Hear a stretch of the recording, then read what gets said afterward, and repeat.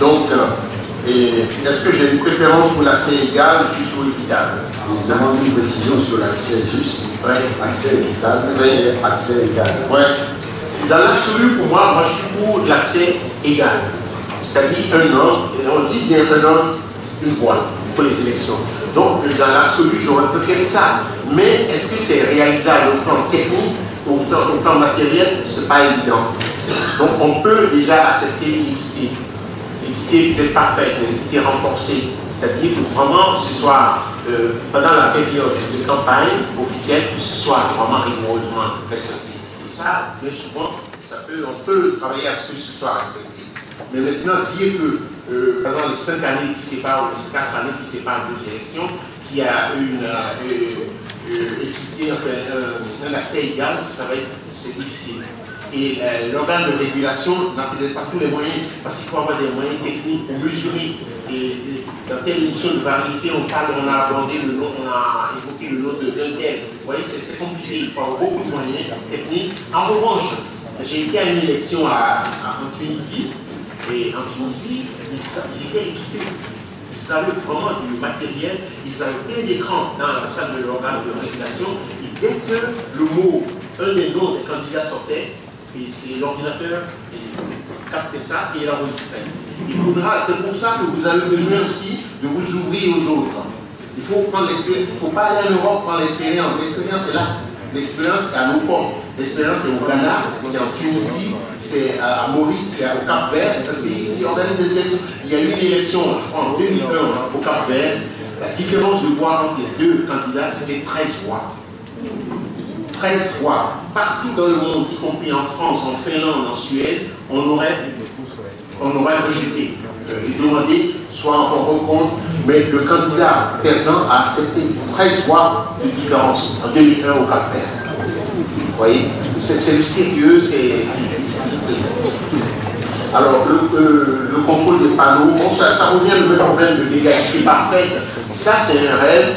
Vous savez, même pour les panneaux, parfois, il y a des privés qui ont les emplacements et le candidat qui a de l'argent et rachète tout. Vous voyez, il rachète tout ou loue tout. Donc, l'égalité parfaite, à mon avis, ce n'est pas vraiment de ce monde. Travaillons déjà à avoir une espèce d'équité renforcée et d'équité forte. Et c'est bien bonne chose. On attendra peut-être dans une autre vie d'avoir l'égalité parfaite. Alors, M. Oufoué était mon grand frère et que j'ai beaucoup de plaisir à revoir, qui est sur les barricades depuis je ne sais pas combien d'années. Parce que moi je l'ai connu, il était sur les barricades déjà. Donc dans toutes les manifestations, partout, je l'ai vu dans des manifestations à Lomé, parce que j'ai fait un moment. Voilà. Donc je l'ai vu dans des manifestations à Lomé, après la ville de terre, après tout ça, parce qu'à l'époque je venais beaucoup à Otogo. Après, bon, je me suis un peu retiré. Et donc, voilà, donc laisser la documentation, oui, moi j'ai préparé mon PowerPoint et je vais le laisser aux organisateurs. Parce qu'il y a des chiffres là-dedans, il y a des tableaux et des comparaisons avec les pays africains, donc je vais le laisser, il n'y a pas de problème, je vais l'envoyer tout à l'heure par email à Eric. Alors, deuxième chose, que faire lorsque le droit n'existe pas? Ça, c'est une question fondamentale.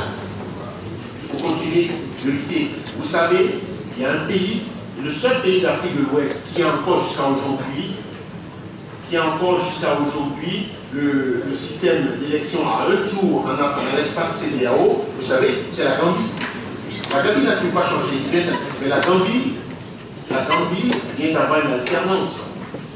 Qui aurait pensé que Yaya Jammeh, le tout-puissant docteur Eladj, professeur, vous voyez, son titre en fait deux lignes entières d'un cahier. Oui, donc Yaya Jammeh est parti. Mais moi je suis inconvénient. D'ailleurs, le fait déjà qu'il reconnaît qu'il est commis la plus grossière erreur de sa vie, de reconnaître qu'il avait été battu, là il avait fait, c'était fini pour lui. Et il est parti aujourd'hui. La Gambie, donc d'ailleurs c'est étonnant parce que le Togo et la Gambie avaient les deux plus jeunes présidents d'Afrique de l'Ouest. Et bon, pourtant, la jeunesse c'est quand même le début de la sagesse, vous voyez, mais bon, voilà, c'est tout. Donc maintenant, il y a le Togo, il l'exercice système à un tour, il faut peut-être travailler pour aller vers une élection à 2 tours, il faut aller à plus d'ouverture, il faut, en dépit de l'absence des règles de droit, les règles de droit en fait existent, même au Togo. Vous voyez, la Constitution, elle est belle, la Constitution. Tous ces caisses-là que je me suis procuré, je les ai vus, j'ai raturé, j'ai mis du stabilo là-dedans, mais c'est beau. Mais il faut que les gens respectent ça. Ça, c'est pas fait pour juste distribuer aux gens. Il faut, et c'est votre lutte quotidienne, c'est les exigeants en passant par les manifestations, parce que vous avez le droit de manifester, mais également en passant par les règles du droit. Et le droit, c'est pas seulement au Togo. Il y a le droit au Togo, il y a le droit à Ouga, il y a le droit ailleurs, dans le monde, vous voyez. Donc il faut utiliser toutes les voies de droit pour faire respecter vos droits, parce que vous avez vous aspirez comme tout le monde à la démocratie. Il n'y a aucune raison que le Togo fasse exception à la règle. Merci Francis. Il nous reste encore 15 minutes. Si tu le permets, on va prendre 2 personnes, pas plus, pour qu'on puisse terminer à 10h30 précis. Je vous remercie.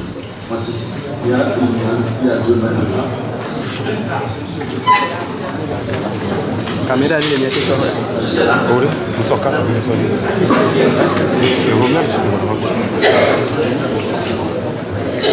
Merci. Je suis Jamon, je parle pour moi-même.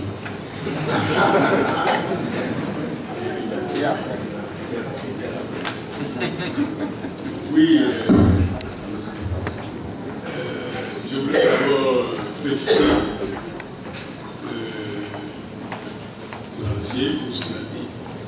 Il y a des choses très pertinentes. Très pertinentes. Mais je me demande dans quelle mesure ça peut être appliqué dans certaines affaires. Je ne veux pas citer dans certaines affaires. Le Togo par exemple. Lorsque vous avez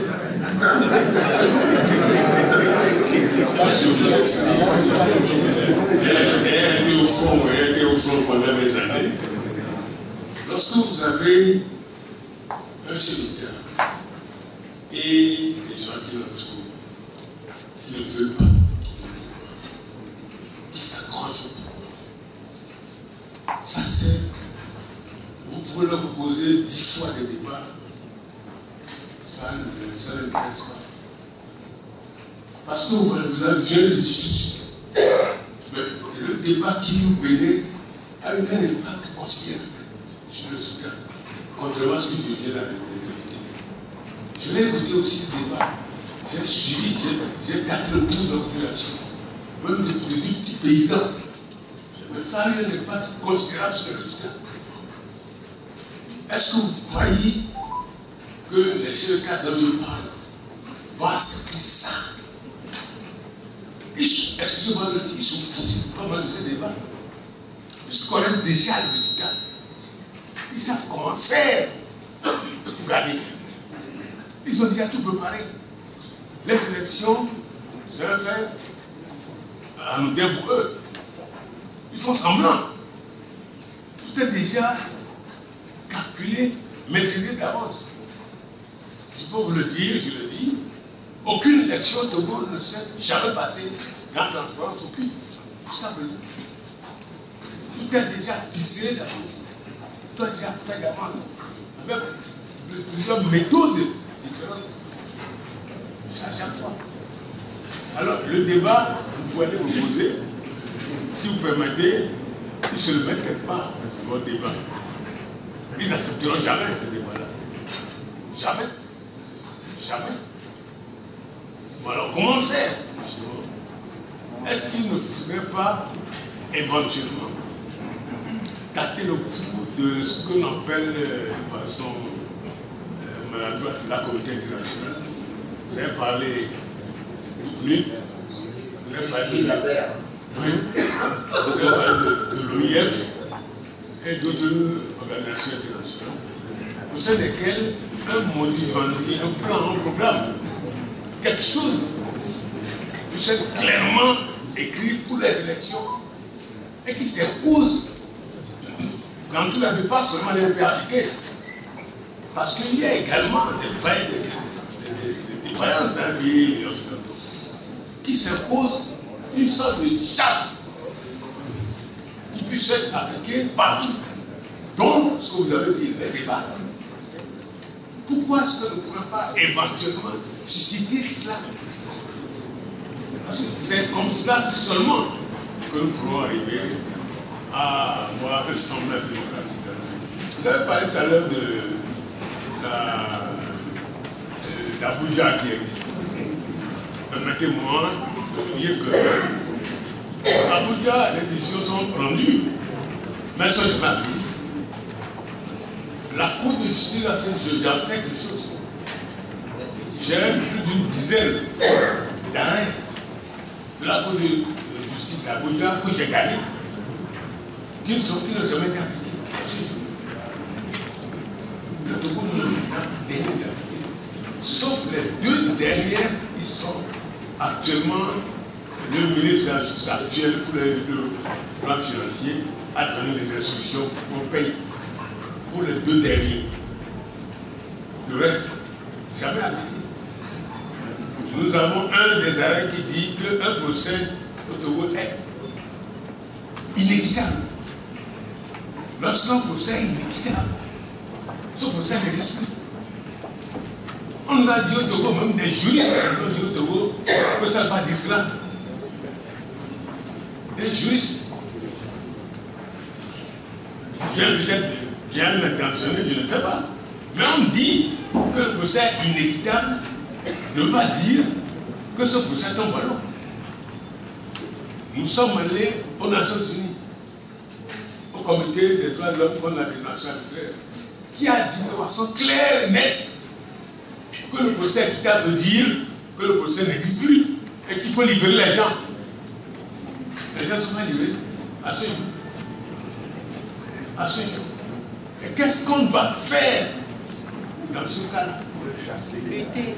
Qu'est-ce qu'on doit faire? Lutter. Merci beaucoup. Oui. Comment lutter? Comment? Il faut un bouleversement radical dans le pays. Pour que nous puissions arriver à ce que radicalement, je dis radical. C'est la raison sine qua non pour que cela puisse. Merci. Merci, maître.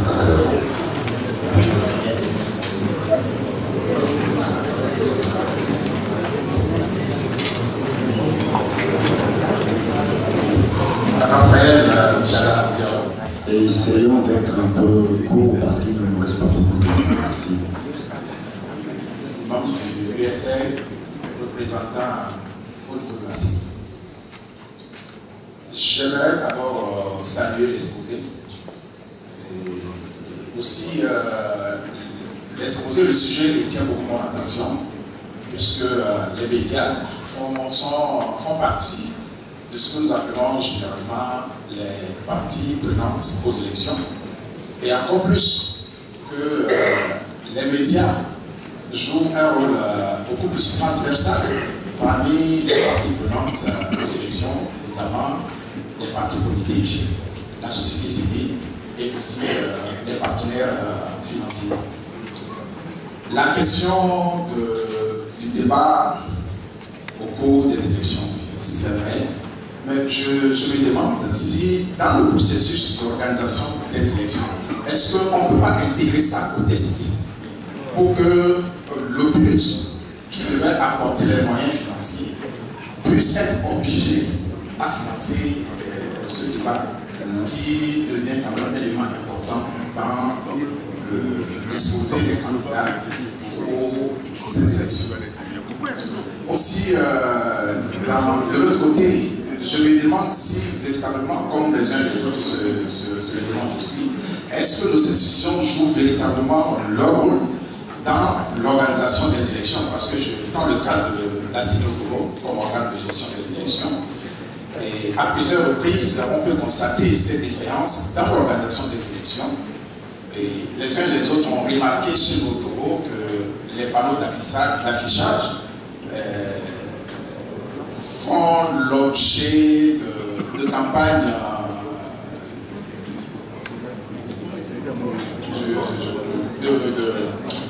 en tout cas, c'est disproportionné parti au pouvoir s'empare de tous les panneaux. Et ce qui est regrettable, c'est qu'au jour d'aujourd'hui, après 2 ans des élections présidentielles passées, nous avons encore dans la ville de Lomé et ailleurs, et surtout quand tu rentres du Bénin, le premier panneau que tu constates, c'est le panneau de la République actuelle qui est toujours là où on demande voter. Jusqu'à ce jour, ce panneau reste toujours affiché. Et contrairement à ce que j'ai observé au Bénin, juste après les campagnes, la CENI fait, la Sénat au Bénin, fait de telle sorte que, à moins de 24 heures avant le jour J, tout ce qui est affiché dans le cadre des campagnes soit rapidement enlevé. Est-ce qu'au jour d'aujourd'hui aussi, on ne peut pas intégrer ça dans le fonctionnement aussi de notre CENI, puisque ça n'existe pas, c'est laisser à libre cours, ce qui fait que même aller enlever un panneau du chef de l'État peut être considéré comme un crime à l'essence. Merci. Merci, M. Tchana. Merci, c'est juste un témoignage. Je voudrais me référer à l'élection présidentielle de 98. En parlant des médias, je me souviens qu'on a fait venir Reporters sans frontières. Et ces techniques ont été utilisées. On se souvient que ça a beaucoup géré les voleurs d'élections. La preuve, c'est que cela a été doublé en même temps d'un appel d'offres lancé par l'Union européenne qui a permis à Iris de venir observer les élections et d'être juste. C'est ainsi que l'Iris avait prononcé que cette élection était sortie du cadre légal.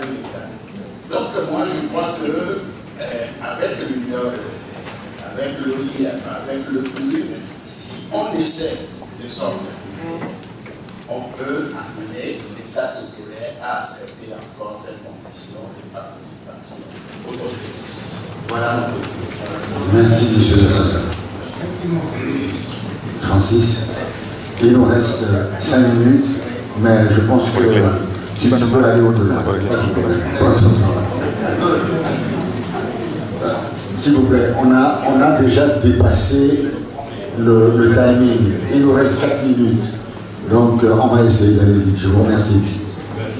De toute façon, mon ami, mon frère Albert Bougie est chargé de parler de la communauté internationale. Donc, le jour qui reviendra, c'est...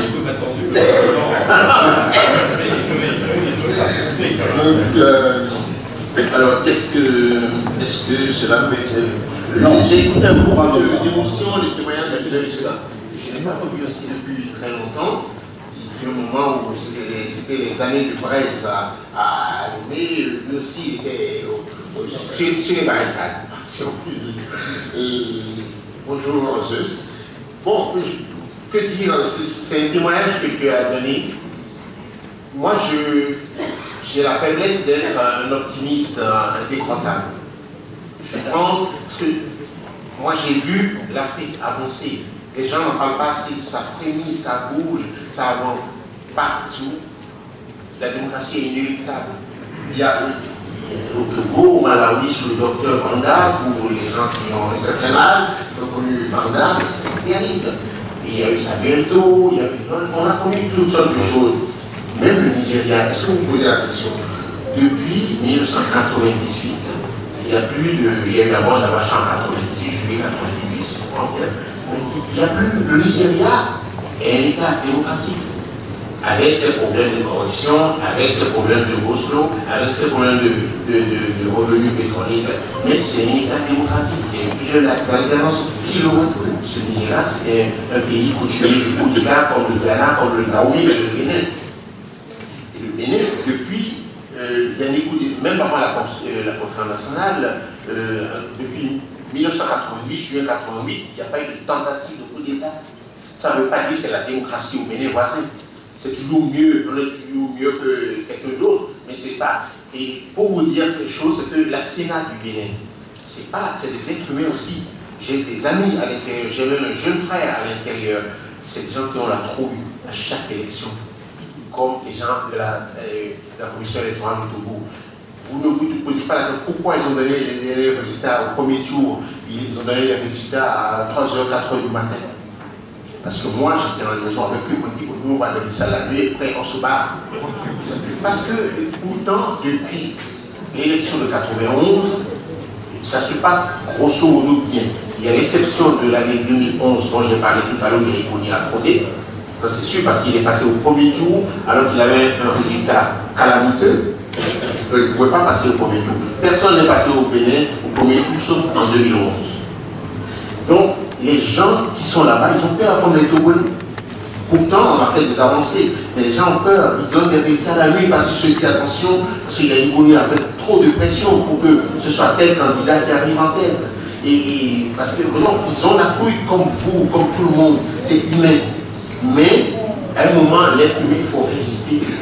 Il faut résister et dire voilà, non, on va proclamer ce qui est sorti des yeux. On proclame, on prend nos précautions, on le fait la nuit et on se bat. Vous voyez? Après, bon, c'est Lionel Sissou a joué le jeu, c'est tout de suite, il a reconnu, il n'a pas attendu qu'il y ait manipulation. Parce qu'il y avait des velléités de manipulation de l'élection. Par le sortant, il y a Iboni qui voulait assurer ses arrières et qui ne voulait pas que certains candidats soient élus. Donc, Lionel a cassé tout le jeu en disant je reconnais ma défaite. Vous voyez, être homme, c'est ça aussi, c'est résister, c'est travailler à l'avènement de mieux-être. Et ça, vous avez commencé depuis des années, vous allez à un rythme un peu plus lent, mais moi je ne doute pas un seul instant que le Togo sera un État démocratique, pleinement démocratique, et que même les Béninois, même les Cap-Verdiens viendront s'inspirer du Togo. Parce que